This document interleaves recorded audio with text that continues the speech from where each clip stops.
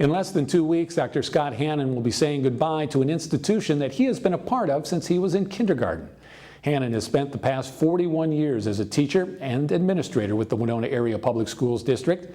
Hannon says the hard part about retiring is thinking about all of the great things that are underway in the district schools. I think we're on the cusp of a lot of things that are just, they're not different, but they're maybe new to our district. And Spanish immersion that we're going to start in the fall. I'm going to miss the starting of that, and having been kind of the architect, so to speak, behind that to get that off the ground and to hire the instructors and get that ready. I'll miss the start of that, so that's something I will miss. The STEM curriculum and delivery of the model at Jefferson has been it's been a real nice surprise, I think, for all of us, that we're really pleased with that, and it's exciting things.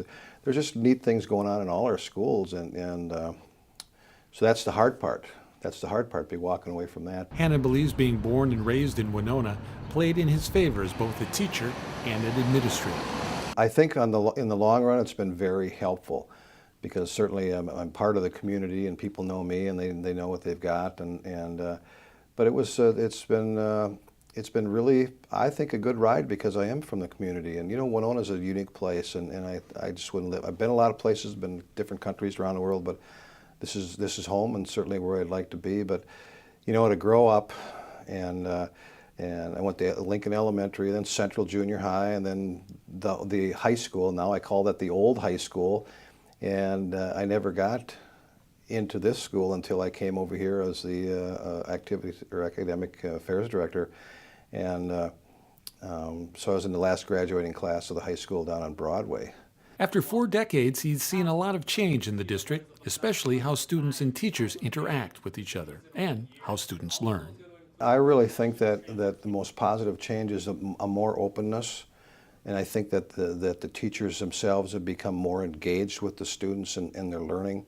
I think back when I was a student, so much of it was that, and I think that was just the norm and the expectation that you were a student, you sat in that desk, and the teacher was up in front of the class, giving information, pontificating, and whatever. You took notes and you read what you were supposed to read and did the homework.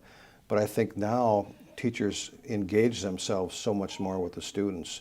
And I think technology has brought a lot of that around too. I think some of the things that have happened, more of a liberalism, if you will, in the society in general, of kind of creating a closer bond between students and teachers, I think that has helped. It's still, though, you have to maintain a respectful relationship between students and staff. But that said, I think that's been probably one of the bigger changes, is just that a relationship that teachers are more involved with kids learning. And you add that technology aspect into it. That has probably been the biggest thing. That there's some negatives with that too, but I think on the whole, probably the biggest change overall has been just the influx of technology and the introduction of the internet into the classroom. The world is now literally in a kid's palm of their hands in a classroom. All the information that they need.